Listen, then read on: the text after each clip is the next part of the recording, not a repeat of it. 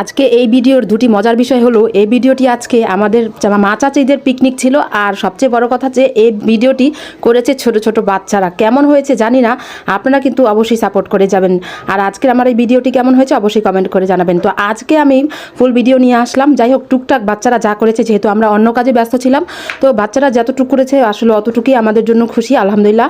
তো আসলে আজকে মা চাচিদের একটা পিকনিক ছোটোখাটো, তো আজকে আমরা নাই এই পিকনিকে, বাট ভিডিও করতে তো আর মানা নাই, তো ভিডিও করে ফেলেছি আমরা।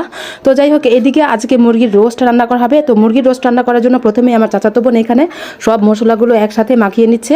তো এখানে হলো রোস্টের যে মশলা প্যাকেট, সেখানে টক দই সাথে আর সস সব কিছু মিলিয়ে একবারে বসানো হবে। তো আপনাদের কাছে ছোটো একটি অনুরোধ, যদি চ্যানেলটি ভালো লাগে আমার এই সিম্পল সাধারণ ভিডিওগুলো, আর আজকে তো বাচ্চারা ভিডিও করেছে, এই বাচ্চাদের উসিলায় হলেও আপনারা একটি সাবস্ক্রাইব করে আসবেন, আমার পেজটিতে একটি ফলো দিবেন, আর অবশ্যই লাইক করে তারপর কমেন্ট করবেন।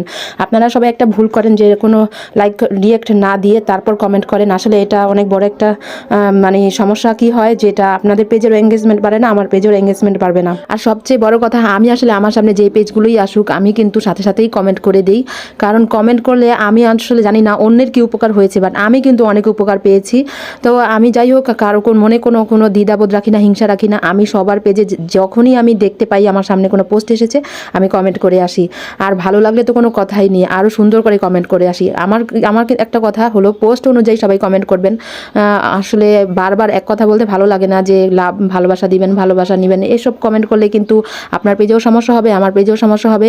এটা কিন্তু ফেসবুক কিন্তু থেকে সবই ফলো করে, ওরা কিন্তু সবই দেখছে কি কমেন্ট করছেন, আমি কি কমেন্ট করছি। তো যাই হোক, আর টপ ফ্যান হলে তো আরও কোনো কথাই নেই। যারা আমার পেজের টপ ফ্যান আছে, আমি তাদের পেজে গিয়ে অবশ্যই দেখে আসি, কারণ এই টপ ফ্যান হওয়ার এই একটা সুবিধা, আপনি যে কোনো পেজের কমেন্ট করতে করতে, লাইক করতে করতে, ওদের ভিডিও দেখতে দেখতে যখন টপ ফ্যান হয়ে যাবেন, তখন কিন্তু এটা আপনার জন্য একটা বড় ধরনের প্লাস পয়েন্ট আছে। আমিও কিন্তু এরকম খেয়াল করি অনেকটা।